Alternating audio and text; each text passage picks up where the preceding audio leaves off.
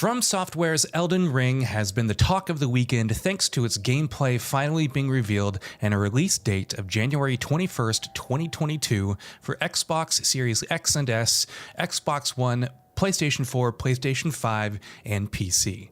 Thankfully, that's not all we had to look forward to. A massive amount of information has been revealed by director Hidetaka Miyazaki through interviews with Famitsu and IGN. These cover topics ranging from skills and the new spirits to events leading up to the game and how long it may take to finish the main story. So without further ado, let's get into it. Elden Ring is set in the Lands Between, which Game of Thrones writer George R.R. Martin named. Ruled by Queen Marika the Eternal, it's blessed by the Elden Ring and the Erd Tree, providing blessings to everyone in the land. This is represented by a golden light that's visible in their eyes. However, there are those who have lost that light and become the Tarnished, eventually being exiled from the lands. When the Elden Ring was shattered and war broke out over its shards, the Great Runes, the Tarnished, you included, find themselves drawn back to the Lands Between. Of course, you'll meet all sorts of other characters, some whose ancestors were also tarnished and who have their own goals.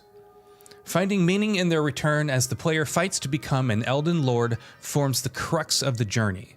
Like Dark Souls and Bloodborne, players can come across different pieces of lore and learn more about the world as they explore it. The Tarnished will soon return. The Lands Between offer 6 major areas, each having a dungeon map and a demigod that the player must battle. The demigods are beings that possess heroic qualities, but found themselves twisted by the Great Runes, each inheriting different powers in the process.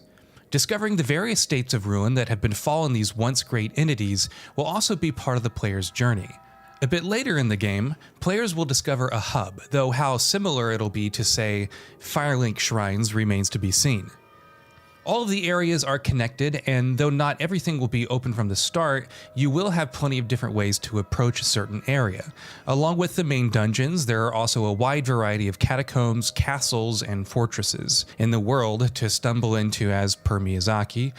For those who aren't keen on always walking or riding horseback everywhere, there will also be a fast travel option available. Miyazaki has also noted the presence of a guidance, which will let players know where to go next. Though noted to be like a divine revelation from the world's perspective, it isn't something that'll lock players into a fixed path. So if you want to stray onto the roads less taken and see what's out there, then by all means. While there are a certain number of bosses that you have to defeat, Elden Ring aims to offer a much higher degree of freedom to its progression than Dark Souls. There are even multiple endings to unlock, further increasing the replayability. One of the cooler new elements to Elden Ring are the spirits.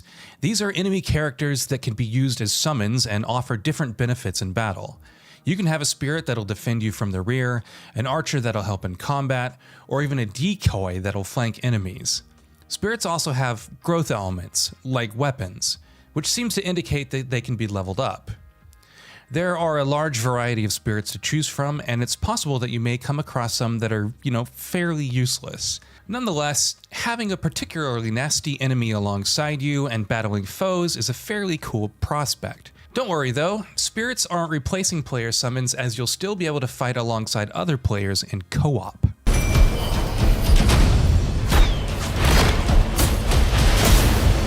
Elden Ring offers more than 100 skills to choose from, and you'll acquire them by either buying from stores, learning them from NPCs, or discovering them hidden throughout the world.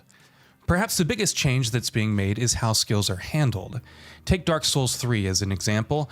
You would have to equip a certain weapon to use its weapon art or skill. In Elden Ring, you can interchange skills between weapons without restrictions. In fact, you're free to mix and match different weapons, equipment, and magic together in different ways, throw in different spirits, and the sheer amount of customization on offer is going to be insane. They will fight, and they will die. For perhaps the first time in a Soulsborne title by FromSoftware, players can customize and craft items while out in the world.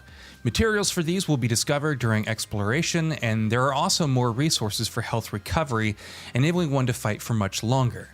Miyazaki also teased some elements that constitute the progression. The idea is to have a certain amount of progression and reward, regardless of which route the player takes, but there will be something that encourages the player to keep on exploring. More details are needed on that front, so we'll have to wait and see what that means.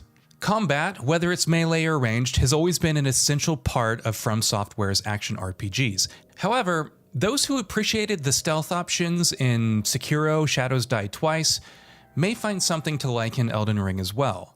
Though Miyazaki describes it as a relatively simple implementation, players can crouch and sneak while also using long grass to pass undetected. You can also backstab enemies by sneaking up on them like in previous Souls games. Again, while it sounds straightforward enough, it adds to the list of available options, allowing players to sneak past certain confrontations as they see fit. Taking another cue from Sekiro: Shadows Die Twice, you can now jump, which helps in dodging low-hitting attacks or delivering devastating blows. The stamina bar also returns, but the development team feels that it has less influence on the player overall. Quote, "We wanted to make it feel less restrictive and contribute to that level of freedom more so than our previous titles," says Miyazaki. The difficulty has also been described as more manageable and as a pure action game. It's below the difficulty level in Bloodborne or Sekiro: Shadows Die Twice. Not that you shouldn't expect to encounter tough foes, though. Also, there won't be any way to resurrect after dying, just like Sekiro, so try to resist the temptation. As if all of the different skills, weapons, and tactics available weren't enough, time of day and weather will also play a part. At night, it's tougher for your enemies to see you, which can make stealth a more viable option, though you'll have a tougher time seeing them as well. Special traces are also easier to spot at nighttime, though what this entails remains to be seen.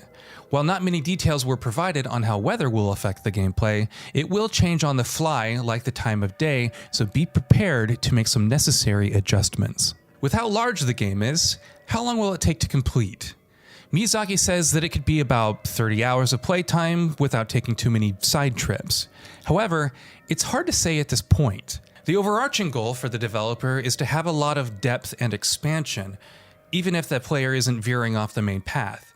Honestly, without factoring in all the non-mainline content, the sheer amount of customization and different ways to play should provide more than enough reason to keep revisiting the lands between.